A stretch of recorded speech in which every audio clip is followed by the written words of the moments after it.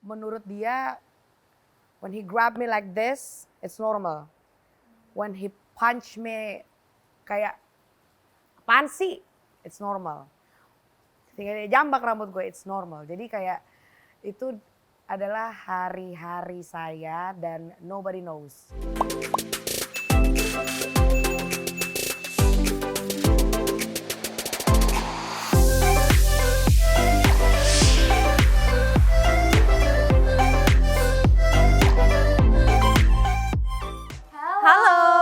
Welcome to Let's Talk About bersama aku Adele, dan Dika dan hari ini kita topiknya very interesting ya, dan intimate. Dan weathernya pas banget. Weathernya Soalnya pas lagi banget. Sekarang hujan-hujan lagi hujan. banget. Jadi emang bisa girl talk. Iya, jadi sekarang mungkin kalian ada dengar-dengar suara rintik-rintik hujan itu bukan karena produksinya, karena beneran hujan di sini. And we're gonna talk about toxic relationships. Sebenarnya mungkin banyak dari gadis yang sering di confession room juga ngobrolin tentang pengalaman mereka mengalami toxic relationship. Dan hari ini kita nggak berdua aja pastinya, kita juga ngobrol sama orang yang berpengalaman. Hai Sarah. Halo. Nice to meet you. Apa kabar hari ini? Baik, as usual. Tapi kalau dari Sarah sendiri mungkin kasih background dulu, udah berapa kali sih relationship atau pacaran gitu ya? 4 kali. Rentang waktunya lama gitu. Jadi emang aku juara banget kesetiaan ya, kayak juara umum. Jadi udah 4 kali nih 4 kali. pacaran. Terus kenapa bisa bilang kamu kayak, oh kamu setia banget gitu? Karena gue gak pernah selingkuh. Yaelah boro-boro selingkuh gue 1 aja asam lambung, apalagi 2. Ya udah gitu kan saya tuh tabiatnya jelek banget untuk balas WhatsApp ya.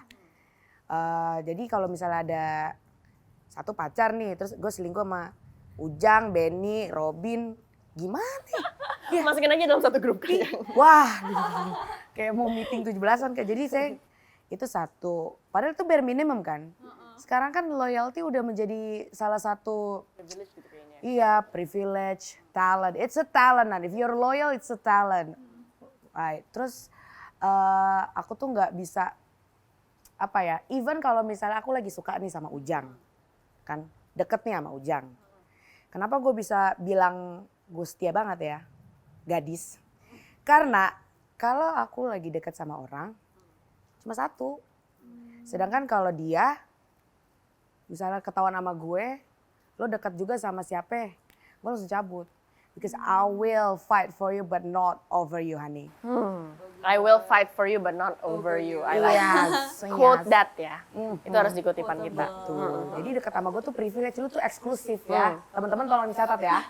Eksklusif. Tapi aku suka deh pandangan Sarah. Pokoknya jadi sama kita, kalau lu jadian sama kita tuh privilege. Pernah nggak mengalami toxic relationship? Toksiknya itu macam-macam, Mbak. Mau pilih apa nih? Ada yang abusive, ada. Ini menu-menunya ya Mbak ya. Bisa dicatat ya teman-teman media yang sudah hadir di sini ya. Jadi abusive itu ada. Verbally and physically. Terus aku baru nyadar kayak baru-baru ini bahwa ada 1 kasus I got harassed gitu. Itu juga, cuma kan pada saat itu kita nggak nyadar ya kalau itu adalah suatu tindakan yang sebenarnya pidana loh. Ya udahlah, udah lewat juga dan sekarang aku juga sudah, ya udah mau diapain, masa gue harus gimana-gimana, orang udah kayak gimana-gimana juga. Tapi waktu itu karena aku tuh bulol ya, bucin dan tolol, jadi kayak oh gitu, mau makan siang apa gitu. Tapi lu pacaran sama dia berapa lama tuh? 3 years bro. Bucin aja udah ya? Bucin aja dan dulu tuh waktu aku umur 19, 20, itu tuh kita belum ada yang kayak rahasia gadis kayak gini sekarang. Terus tidak ada yang menjadi panutan, lu tuh sekarang lagi diginiin loh. Mental health juga nggak kayak sekarang. Jadi dulu tuh aku ada support system, my best friends. Tapi tololnya juga sama gitu. Jadi emang bener-bener zaman dahulu kala, anak-anak milenial ya, milenial yang baru-baru mengenal adult relationship itu emang bener-bener kayak gak tahu mau ngapain gitu, karena kita nggak ada yang ngajarin, nggak ada yang ngasih tahu kalau ini tuh salah. Jadi ya ketika lo disakitin, lo di harass, lo di abuse, apa segala macam, kita menganggap oh emang ini pacaran kayak gini gitu loh. Gue waktu itu menganggap hal itu adalah hal yang wajar. Tapi ketika gue cerita ke temen gue, lu pernah gak sih digini sama laki lu? Enggak. Oh lu bahagia banget ya? Kayak gitu, jadi kayak nggak seharusnya kayak gini gak sih? Ketika aku sadar cinta yang diajarkan oleh mama papaku tuh nggak kayak gini gitu loh. Aku tuh diajarin sama mama papaku tuh lemah lembut, kasih sayang, cinta kasih, they never raise your voice, apa segala macam. Nggak ada nih yang dilutung. Gitu. Tapi sebenarnya waktu itu putusnya gara-gara beda agama. Jadi putusnya ya aku diputusin. Of course, I was broken hearted, real bad bro, valid. Cuma ya balik lagi kayak pantas nggak gue diginiin? Ya enggak lah, gila kali. Lu nggak bisa lihat gue, gila kali lu. Jadi lu balik lagi ke role model lu ngelihat ke bokap nyokap gitu Iya. ya? Dimana Meskipun- kayak ini cinta yang bener nih harusnya seperti Iya ini gitu. betul. Sebenarnya bokap nggak ada sih bentuk cinta yang sempurna tuh sebenarnya nggak ada. Cuma gue ngeliat bokap nyokap gue itu mereka tuh nggak ada cerita kayak gini tuh nggak ada gitu, dan di mata gue ini tuh kayaknya nggak lazim deh, kayaknya gue nggak pantas diginiin deh. Meskipun gue waktu itu emang nangis sampai keluar kerikil ya, kayak gue kayaknya nggak pantas deh diginiin, gue sampai WhatsApp atau gue nggak iya. Dan satu hal yang gue pelajari adalah orang toksik itu nggak akan pernah tahu mereka tuh lagi toksik gitu kan, karena tadi aku udah pernah ngobrol nih sama kakak-kakak di sini, ketika kita jatuh cinta ada bagian amigdala namanya ya. Di otak ya. Di otak itu, di belakang amigdala ini yang mengontrol feelings, emotion, itu tuh mati. Jadi kalau ada orang yang lagi mati amigdalanya, lu mau ngomong dia pakai toa masjid juga budek kan. Jadi ya lu rasain dulu deh. Nah itu poinnya aku kayak ngerasa, gue udah ngerasain semuanya. All kind of pain, all kind of scars, wound, etc. Kayaknya udah cukup deh. Kayaknya tabungan gue buat bahagia kayaknya udah cukup gitu. Jadi sekarang saya sedang menanti-nantikan tabungan saya kapan di-refund. Iya. Kapan ditebus nih? Di reimburse ya. Karma baiknya nih. Betul, gitu deh Iya. ceritanya. Tapi sekarang lagi pacaran atau enggak. enggak ya? Gue terakhir pacaran kan 2018 ya. Abis itu belum pacaran lagi? Habis itu belum pacaran lagi karena one thing ya, ternyata setelah lu mengalami toxic relationship, either lu itu akan menjadi penyembuh atau lu akan menjadi konten toxic. Gitu kan. Gue pernah dengar tuh. Gue menjadi toxic. Jadi gue ngerasa kayak, oh ternyata gini bro cara mainnya. Oh yaudah ngapain gue jadi orang baik gitu kan. Pernah nggak sih melebihi verbal abuse? Atau bukan melebihi lah, tipe-tipe abuse yang lain. Karena verbal kan juga kadang bisa sama menyakitkannya. Ada satu mantan yang ini kayak raja terakhir gitu ya. Jadi menurut dia, when he grab me like this, it's normal. When he punch me kayak apaan sih, it's normal. Ketika dia jambak rambut gue, it's normal. Jadi kayak itu adalah hari-hari saya dan nobody knows. Karena menurut gue, oh gue ngerti dia anaknya temperamental gitu. Emang dia anak di rumahnya tuh anak broken home apa segala macam. Tapi kan jangan mentang-mentang lu anak broken home, sama bapak lu cerai, lu bisa nonjok gue, gila. Jadi pas terjadi malah kamu bikin kayak Iya, alasan kayak buat alasan, dia iya, ya. iya, I defend him in every possible way. Jadi, Blind spot itu tuh, Iya, bucin iya, itu. iya. Jadi kamu nggak putusin dia gara-gara abuse ya dong? Kasih enggak. Oh, oke. Kan aku putus tuh gara-gara beda agama, jadi kayak Oh ini masih yang sama? beda. Oke. Semua pacar aku beda agama. Oh, tapi memang biasanya harus di go through Iya, it sih. harus- itu. harus Harus di- dijalanin. Harus dijalanin Tapi dulu. aku lihat kayak Kak Sarah ya sekarang bisa cerita so casually lah tentang Iya. toxic relationship. Kak Sarah udah 4 kali loh. Boleh cerita gak sih kayak how did you overcome it atau apakah masih dalam journey healing itu? Mungkin boleh sharing ke gadis-gadis yang mungkin Apakah lagi masih di dalam toxic bolak-balik ke relationship. Bali? Caranya aku untuk overcome the pain, I made a lot of jokes. That is just one of my coping mechanism. Karena ketika gue ngobrolin tentang hal seperti ini yang sometimes it's casual, but sometimes it's too dark, itu gue ngerasa, oh ternyata gue bisa ketawa. Oh ternyata cerita kayak gini tuh bikin orang ketawa lagi kan. I should be fine after this. Gitu, cuma cara coping mechanism itu belum tentu sama dengan kamu juga. Dan belum tentu cara aku tuh benar. Karena jadinya ya gue ketawa-tawain aja luka gue. Sebenarnya nggak kayak gitu sih bro, emang cara guanya aja yang kayak gini. kalau cari tahu caranya ya terapi. Jadi lu Gua tuh sekarang terapis. lu ada terapis gitu ya? Ada. Cuma udah mulai jarang. Karena udah mulai kayak bisa nih gitu.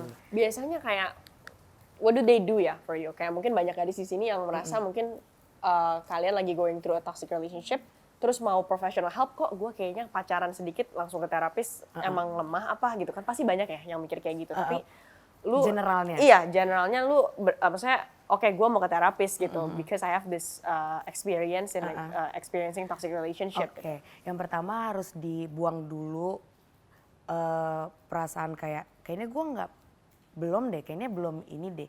Itu dibuang dulu karena apa yang kamu rasain sekarang itu kemungkinan adalah tumpukan-tumpukan dari masa kecil. Jadi pasti, aku nggak tahu pasti apa enggak ya, cuma kalau di aku akan ditanya dulu kenapa kamu kesini, dan banyak banget orang nggak tahu gitu.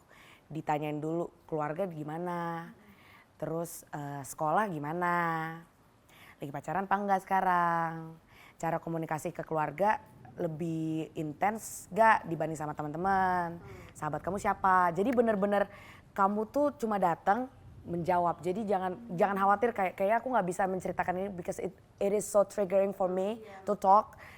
Santai banget, mereka tuh dibayar mahal untuk itu. Tapi ada juga BPJS kok anyway, jadi it's okay. Gitu. Tadi kan lu ngomong she's a 10, he's a 10, Yap. mendingan kita main game. Nama gamenya he's a 10, kok He's gue a jadi 10. he's a 10. Oke, he's a 10, Ya. tapi ortu lu nggak setuju. He's a 7, it depends on his effort untuk ngambil hati bapak gue, bapak gue udah meninggal, mak gue. Jadi still 7. He's a 10, but masih sahabatan sama mantannya. Ngapain sih? Aneh gak lu? Lu udah punya gue. Lu sahabatan sama mantan lu. Minus 10 ya berarti ya? Ya gue juga gak bisa sih. Hey, Kalau sahabat, kalau temen masih oke. temen bisa ya. Sahabat kayak Iya. Kalau teman, kalau teman gak apa-apa. Iya, Karena temen aku nggak juga apa-apa. teman laki banyak. He's a tuh.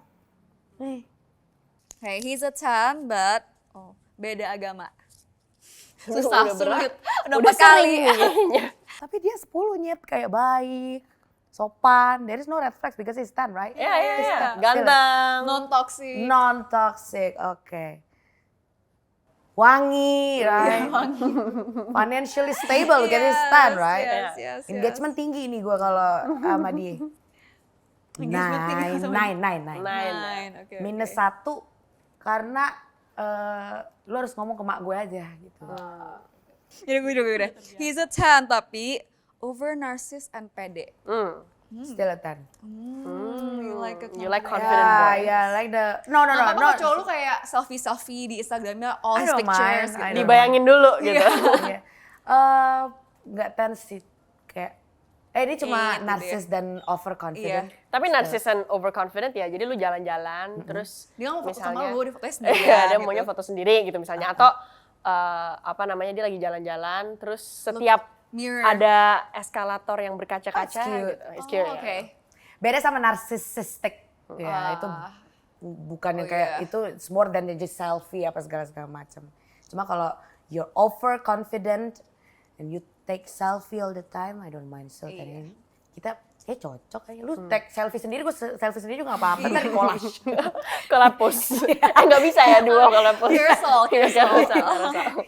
Oh, ini actually interesting. He's a 10, tapi first date udah minta cium. Oh, oke. He's a He's a 10 loh. Jadi He's lu a 10. bayangin idaman cowok lu gitu. Itu 15 ya pada. 25 bro. It's going to be like 50 if you ask for more.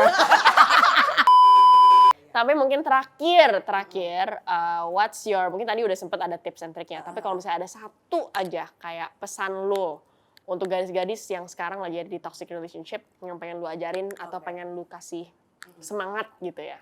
Oke, terima kasih teman-teman media yang sudah hadir. Perkenalkan, nama saya Sarah Tommy, saya perwakil dari Jawa Timur ya. Menurut saya toxic relationship itu kuncinya untuk dilepas adalah value kamu itu lebih dari yang kamu tahu.